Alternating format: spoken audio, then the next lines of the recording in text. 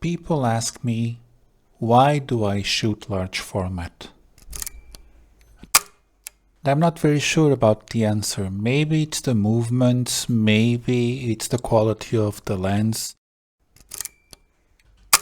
But there's something different in large format. Something that I really cannot explain well.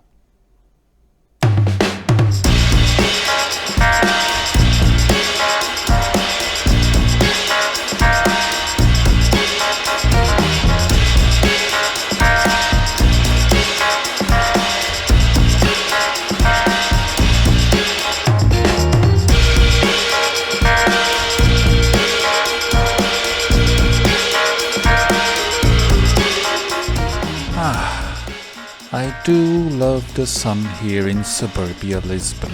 You see, I did start an animal rescue a couple of decades ago. I think that the first animal that I rescued was a Cocker Spaniel for a change in 2005-2006, if I'm not mistaken. Fast forwarding a few years, on the decade of 2010-2020, I rescued from the shelter another Cocker Spaniel, a golden Cocker Spaniel by the name of Mika. And Mika, when she arrived at my house, she immediately attacked my dog, and she attacked also what by then was my girlfriend. So I said, she is a serious contender to stay with me. Mika, of course. However, Mika became very attached to us, and very early she started to prevent others to get close to us. This meaning that when we were going out with Mika, we had to warn people not to touch her, because she looked very peaceful, but she would actually start to bite. Time went by and eventually Mika died. And I decided 2 weeks after her death to plant a small tree in the place where she would wait for us to arrive home. And this is why this pomegranate tree is there. So my gardener warned me that this would only have fruits after the 3rd or the 4th year. Now Mika passed away 2 years ago, and this tree has been here for 2 years. And every fruit, every flower just fell to the ground and nothing became of it. Except for 2 of them. They are very, very offspring, and we didn't believe that anything of good could come out of it, but all of a sudden I have 2 pomegranates over there. So what better reason to hide myself behind another tree so you don't have to look at my ugly mug and shoot those pomegranates in a large format camera. Meh. Well, at least it serves as memory of fruits to come.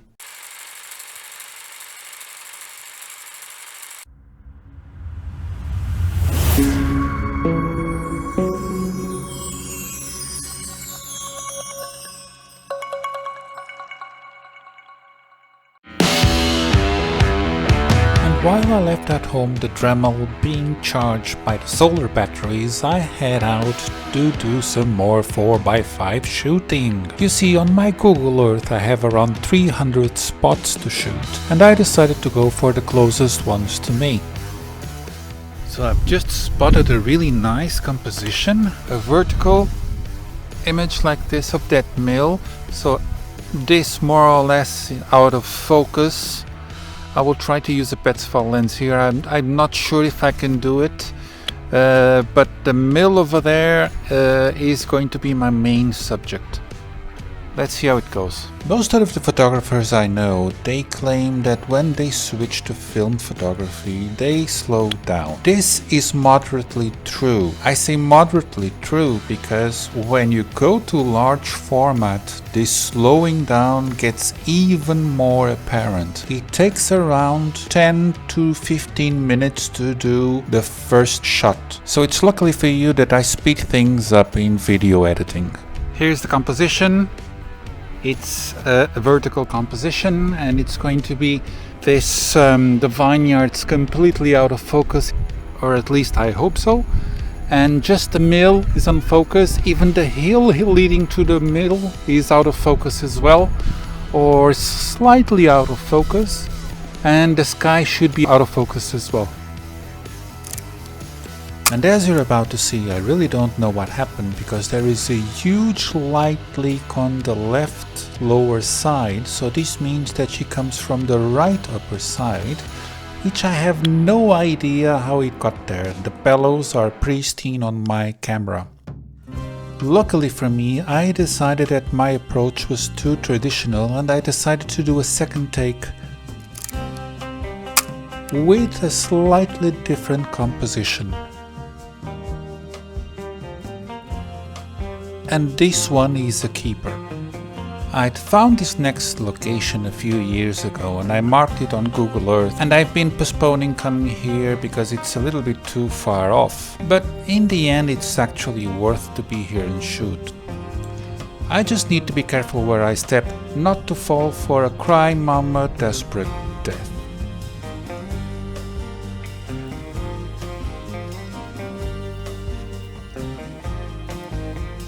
Do you see that goat over there approaching?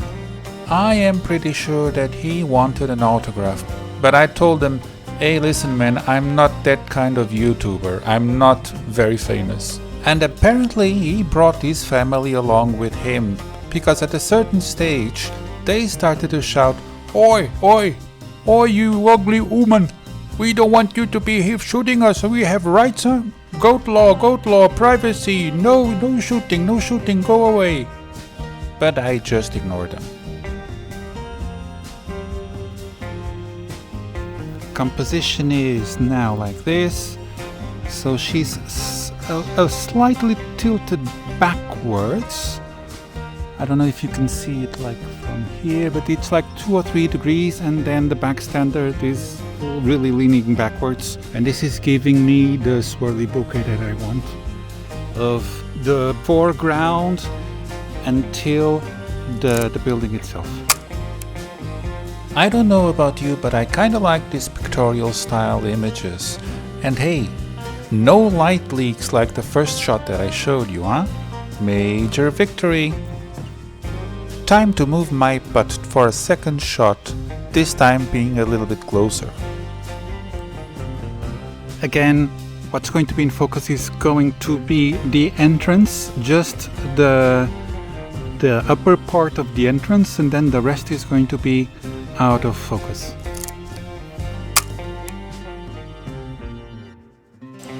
And this one's alright, I guess. I still prefer the other one though.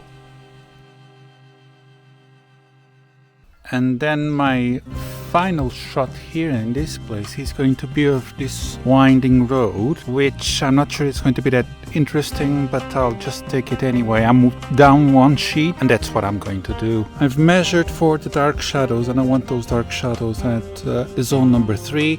I also measured a bit for the highlights over there, and she's giving me an average of 5.6. I will be clipping part of the upper photo because I'm really at the edge of the lens right here, so I'm photographing with this part here of the lens, so I'm going to be clipping a lot. It's going to be noticeable curvature of the lens, but it's going to have a lot of swirls, so it should be quite alright for an image. What is in focus is this wall over here of the house, the tree, well, part of the tree, the black part of the tree, and the rest is in a swirly bouquet.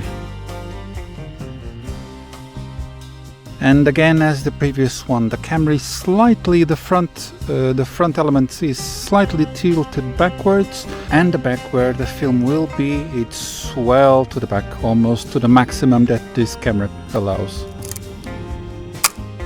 And this time I might have exaggerated just a tiny little witsy-bitsy with the camera movements, giving this too much pictorial look for my own taste. Sorry about that. Well, I wouldn't be myself if I wouldn't show you also the bad examples, right? 3 nights ago there were some disturbances and they burned down a bus, and you can see the outcome of it right here. They've destroyed this bus stop. The last time I was here was a few weeks ago, and I was able to speak with the owner, and he was emptying the house. Well, house, I don't know if this can be called a house, but he was emptying the place because everything had been sold and everything is going to be demolished. If this would be in good shape, this would be a really nice house to live in. But well, it's good enough to take some 4x5 sheet and get away with the wind. I'm going to photograph that abandoned house over there because they're going to build 900 flats here. They're going to tear this down. So this is one of my few chances to photograph this. A different lens this time. This is 180 millimeters. Petzval lens. I just realized that I haven't shown you my shutter release. This is a pneumatic shutter release. So this is the bulb. This is the real bulb that puts the B on your shutter that you have on a digital camera. The B is for bulb, which is literally this one. This is how it all started. So when you press this, she opens and closes like this. See? And she shoots. Simple.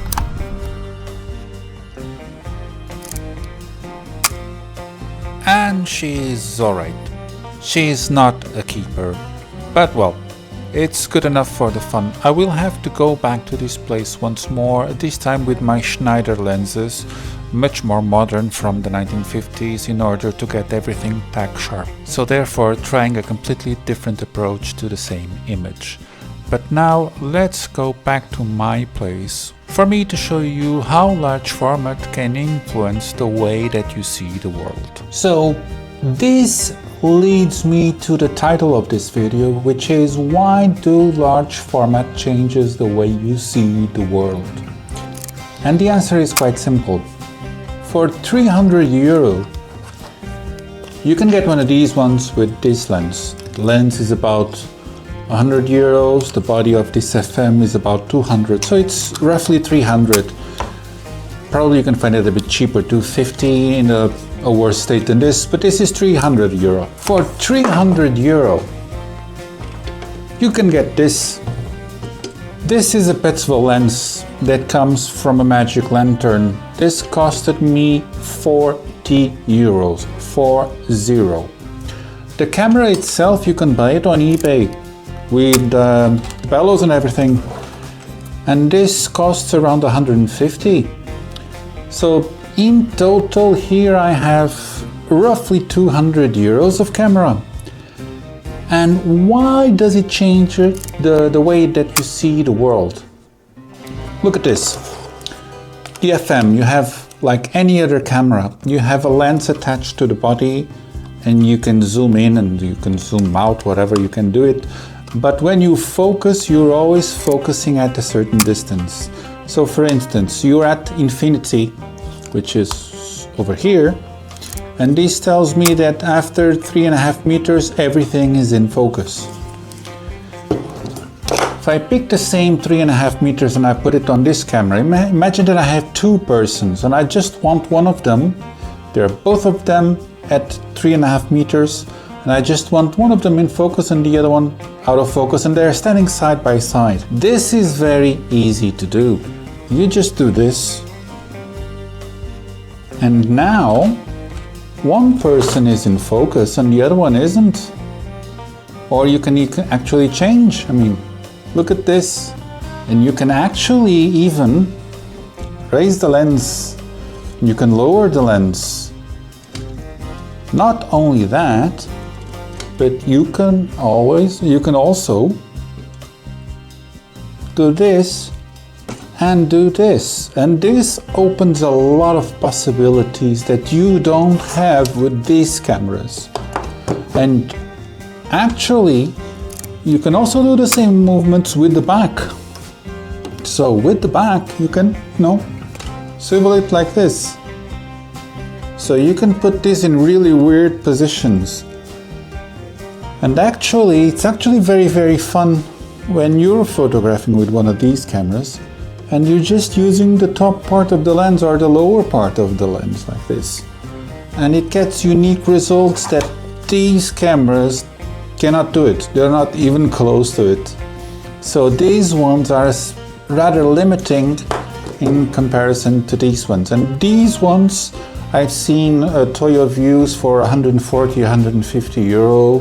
They also have the other brand, which is a Dutch brand, a Cambo, for 92 euro. 92 euro for a camera like this. It's not even the price of this Nikon 50mm. It's very, very, very cheap. I mean, the problem of this, of using the, well, you have a learning curve on this one, but that's all right. I mean, that's okay. The problem of this is actually buying this. This is somewhat expensive. For 50 sheets, it's like 40 euro, 45 euro. So it's more or less 1 euro per sheet, given the idea that you also are developing at home. And yeah, that's about 1 euro per sheet, which is not as economical as this one. This one is much more economical, but this one frees your creativity. This one doesn't. I mean, the only thing you can do with this one, and people normally don't do, is you remove the lens and you shoot it like this. That's the best thing that this lens can do. Don't take this wrong, this is not a bad camera. The thing is that you can do much more with this one, period. You can actually do a lot with this one, and this one is much more slower than this one, but well. So many thanks for watching this till the end. I hope I was very, very clear that actually this one is a thing that you should actually think on buying. But this concludes the video, so many, many thanks for watching till the end. And as we say in Portuguese, até a próxima.